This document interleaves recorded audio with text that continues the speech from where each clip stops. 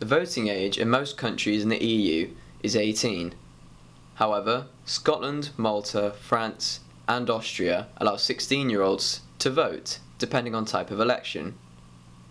In Scotland, 89% of all 16 and 17-year-olds voted in the 2014 referendum, but in 1970, the voting age was lowered from 21 to 18.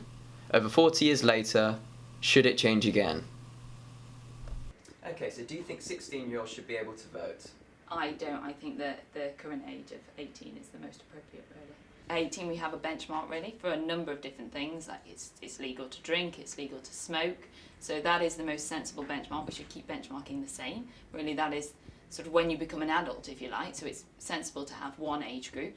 In addition, at 16, we do have a formal education system that would enable people to have the options to explore what politics is, how it would affect them, and have that education really into it to make an informed choice. So it would involve a lot of resource in our education. And also the major reason really is that we're struggling to get our 18-year-olds and our younger voters to vote as it is. So we need to tackle the first problem before we try and open up a second one.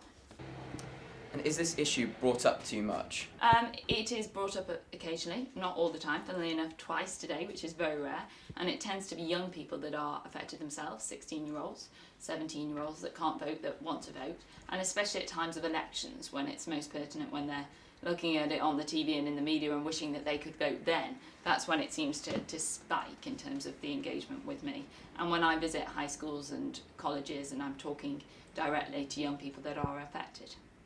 Yes, I definitely think 16 and 17-year-olds should be able to vote because they're going to be growing up into whatever decision the older generations make. So I believe that they should have their say, because if they don't, they feel like they're being forced into something that they don't want to be forced into.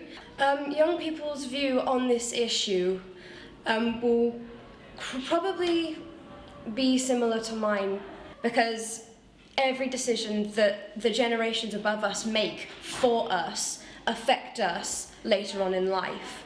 And that's the thing that I think we should be part of. And will issues in Parliament be tackled differently if 16 and 17-year-olds could vote? No, I don't think so, because being an MP myself and working in Parliament, you're supposed to be there representing all of your constituents. So they're not just people that can vote, they're all residents. And we have a number of policies that affect everybody of all ages. If you look at things like childcare and education in younger years, all of those things are affecting people that can't vote now, but the point is that we're supposed to be governing for the country. So it wouldn't change how we address policies or how policies are implemented at all. And finally, how do you think the North Wiltshire area feel about the voting age debate? Well, as I said, it tends to be those that are affected that are most passionate and concerned about this issue, and it tends to be more prominent in their minds when it's coming to an election. A lot of people that I talk to are concerned about the fact that we have a real problem with getting young people more engaged and interested in politics, and we should be dealing with that first and trying to encourage 18, 19, 20, 21-year-olds to realise just how important it is to get out there and vote and to be politically active and to realise the impact on their lives and their futures. And that is a key issue for a lot of people, I think, in Wiltshire.